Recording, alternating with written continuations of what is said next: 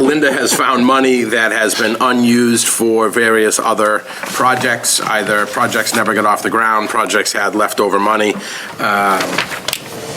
in order to raise $974,189.81, plus the amount of FY24 free cash in the amount of $12,180.19, for a total of $986,370 to be used for the Richards Memorial Library refurbishment. This has been an ongoing project, started as a window replacement and now has gone to a full-blown exterior structure replacement repair. One thing that I did ask was, what is the average daily use at the library, just so we can see what we are putting this money towards.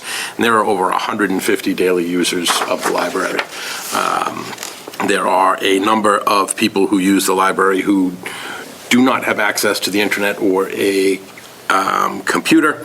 Then you have the books, you have the programs, both adult and children's programs. It is a heavily used library, and I don't think we have a real community unless we have an accredited library, which we do. So the Finance Committee agreed and they supported this unanimously. Yes, the library is a treasure, and I wholeheartedly support this. I did want to mention one thing. They may have to come back for extra as this moves forward.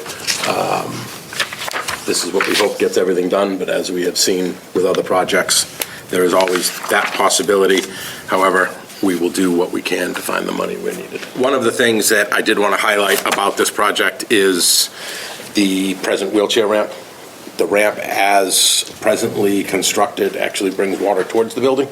So this will also involve a rehab of that structure, and that is something which the Disabilities Commission had asked for, talked about, raised as an issue as well. In the past, we've, if we think there's a chance that it would cost a little bit more, we might actually allocate a little bit more in advance and then turn that money back if we don't actually spend it, if it's a marginal amount. I'm absolutely hopeful that we won't have to come back. I mean, there's some other funds that if we do it, that I can act without the town council's approval, right? Okay. And be able to do this, but we try to do that very sparingly, and I always involve the town council, and we're very transparent about that.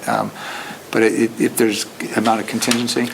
So Antonio Morabito, Assistant Town Manager. The contingencies that are engineered into construction come to about $452,000, about what we're short. So we think that we'll be able to cover this by value engineering when it's appropriate to get the outcomes that we need from the building without going over budget. I feel very comfortable where we're at, barring any other catastrophic findings. This was really the case of, they opened up the building and they found stuff that needed to be, requirements that needed our attention on the envelope immediately. And that's why we acted, and we came back and asked for the